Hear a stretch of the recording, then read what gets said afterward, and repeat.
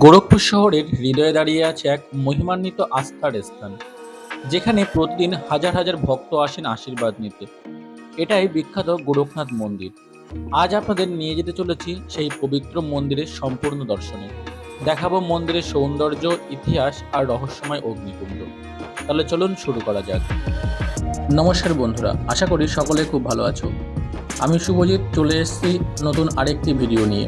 আজকের ভিডিওটি কিন্তু খুবই আকর্ষণীয় হতে চলেছে, তো তোমরা ভিডিওটি অবশ্যই কিন্তু পুরোটা দেখবে। তো এখন আমি আছি বর্তমানে উত্তরপ্রদেশের গোরখপুর শহরে।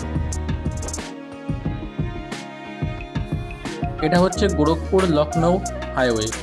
এই রাস্তাটা দিয়েই পৌঁছে যাওয়া যাবে গোরখপুর থেকে উত্তরপ্রদেশের ক্যাপিটাল সিটি লখনৌয়ে। আজ আমাদের গন্তব্যস্থল উত্তরপ্রদেশের গোরখপুর শহরে, এবং আজ তোমাদেরকে নিয়ে যাব যে মন্দিরের নাম অনুসারে এই গোরখপুরের নামকরণ করা হয়েছিল, সেই গোরখনাথ মন্দিরে। তো এখন আমরা সবাই মিলে বেরিয়ে পড়েছি গোরখনাথ মন্দিরের উদ্দেশ্যে, যে মন্দিরটি উত্তরপ্রদেশের গোরখপুরে অবস্থিত, এবং এই গোরখনাথ মন্দিরের নাম অনুসারেই এই শহরের নামকরণ করা হয়েছিল। তো এখন আমরা হাইওয়েতে আসার পর একটা অটো ধরে নিয়েছি। এই অটো করেই আমরা এখন যাব গোরখপুর। অটোতে মোটামুটি আধা ঘন্টা সময় লাগবে আমাদের গোরখনাথ মন্দিরে পৌঁছাতে। তো এখান থেকে গোরখনাথ মন্দিরে যেতে ভাড়া নিল আমাদের অটোতে 20 টাকা করে।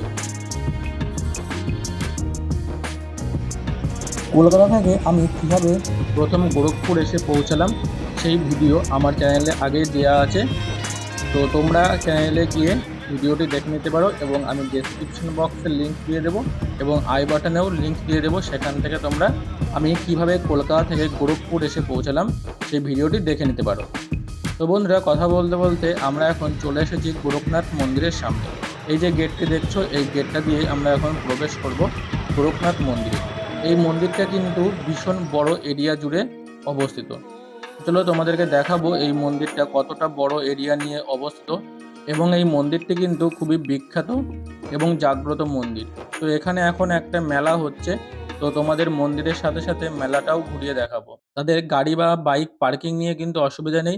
এই যে তোমরা রাস্তা ধারে বাস সাইডে যে পার্কিংটা দেখছো, এখানে কিন্তু তোমরা অনায়াসেই গাড়ি বা বাইক নিয়ে আসলে সহজেই পার্কিং করে রাখতে পারবে, এবং তারপর এখান থেকেই মন্দিরের উদ্দেশ্যে যেতে পারবে। তো এই যে সামনে আমরা গেট দিয়ে প্রবেশ করলাম গোরখনাথ মন্দিরের মধ্যে। এই যে পিছনে তোমরা দেখতে পাচ্ছ যে মন্দিরটি, এটাই হচ্ছে গোরখনাথ মন্দির।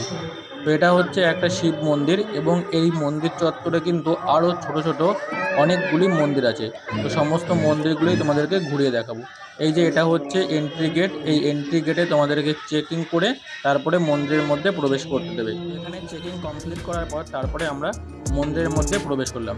এই মন্দিরের মধ্যে কিন্তু ভিডিওগ্রাফি করা বা ছবি তোলা নিষেধ, সেই জন্য মন্দিরের মধ্যে তোমরা কিন্তু ভিডিও বা ছবি তুলতে পারবে না। কিন্তু মন্দিরের বাইরের লোকেশনটা কিন্তু ভীষণ সুন্দর, এবং চারিদিকে এত সুন্দর ফুলের গাছ দিয়ে সাজানো, এবং মন্দিরটা কিন্তু খুবই পরিষ্কার পরিচ্ছন্ন। তো তোমাদের এই গোরখনাথ মন্দির সম্পর্কে বলে রাখি, এখানেই কিন্তু উত্তরপ্রদেশের মুখ্যমন্ত্রী যোগী আদিত্যনাথের বাসভবন। তো আজ আমরা এখানে এসে শুনলাম যোগী আদিত্যনাথ এখানে আসবেন, তার জন্য আজ কিন্তু চেকিংটাও খুব বেশি পরিমাণে হচ্ছিল। তো চলো তোমাদের সবকিছুই ঘুরিয়ে দেখাবো। এই যে মন্দিরটা দেখছো, এই মন্দিরের ভিতরে কিন্তু ভিডিওগ্রাফি করার অ্যালাউ নেই, সেই জন্য আমি বাইরে থেকে তোমাদের মন্দিরটা ঘুরিয়ে দেখাচ্ছি। এই মন্দিরের মধ্যে অনেক ছোট ছোট মন্দির আছে, তো তোমরা আসলে অবশ্যই ভিতরে গিয়ে দেখতে পাবে।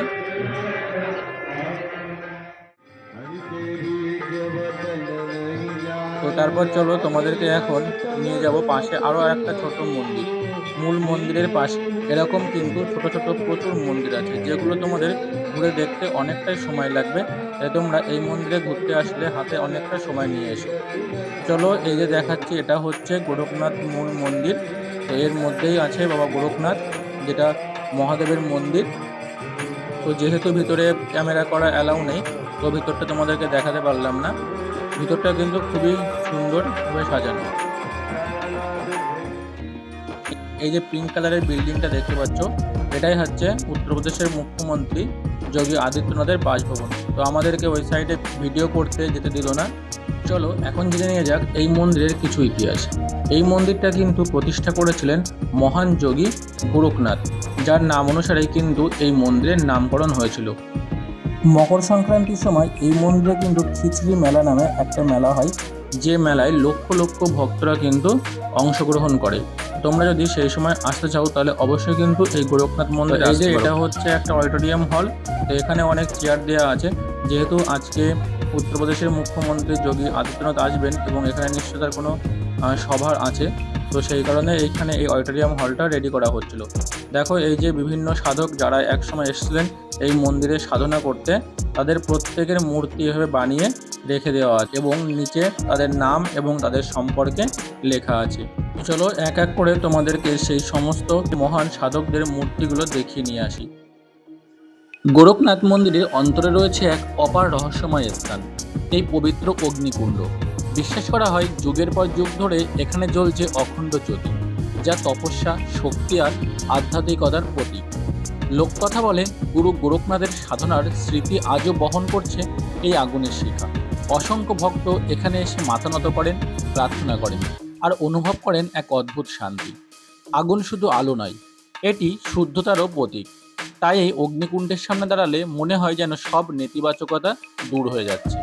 মন্দিরের পরিবেশ, ঘণ্টার ধ্বনি, ধূপের গন্ধ আর এই জ্বলন্ত শিখা, সব মিলিয়ে জায়গাটা সত্যিই ভক্তি ও শক্তির এক অনন্য কেন্দ্র।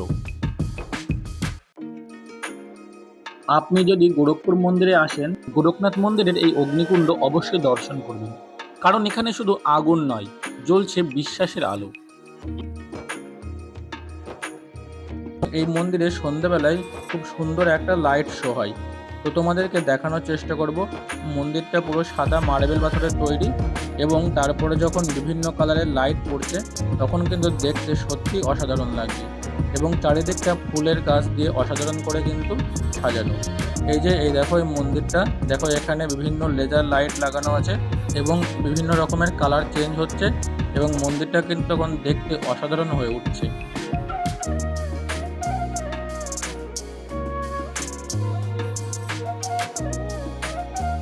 চলো তোমাদেরকে এখন গোরখনাথ মন্দিরের আর একটা পাশে নিয়ে যাব, তো যেখানে আছে ভীষণ বড় একটা লেক। তো তোমরা এখানে লেকের ধারে বসে নির্জনে সময় কাটাতে পারো।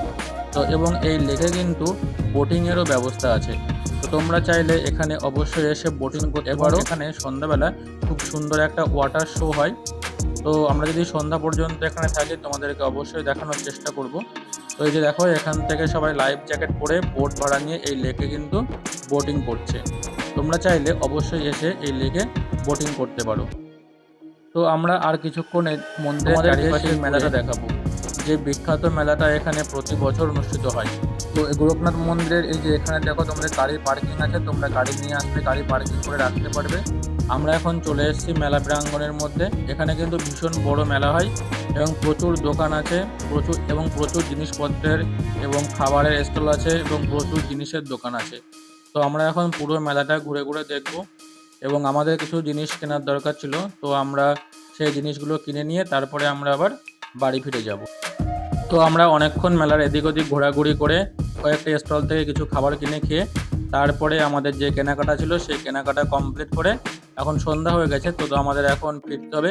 তো গোরখপুর সিটি থেকে আমরা কিছুটা দূরে থাকতাম, তো সেই জায়গায় আমরা ফিরবো, তো তার জন্য আমরা সকাল সকাল এখান থেকে বেরিয়ে পড়বো। তো বন্ধুরা, যদি ভিডিওটি তোমাদের ভালো লেগে থাকে তাহলে অবশ্যই কিন্তু কমেন্টে জানিও এবং ভিডিওতে একটা লাইক করো এবং চ্যানেলটি সাবস্ক্রাইব করে পাশে থাকা বেল আইকনটি প্রেস করে দিও। এরপরে আমি যখনই নতুন কোনো ভিডিও আপলোড করব তার নোটিফিকেশন জন্য তোমরা সহজেই পেয়ে যেতে পারো। তাহলে বন্ধুরা অবশ্যই কিন্তু তোমরা কমেন্ট করে জানাবে ভিডিওটি তোমাদের কেমন লাগলো। তো আমরা এখন মেলা থেকে বাইরে বেরিয়ে এই যে রাস্তায় চলে এসেছি।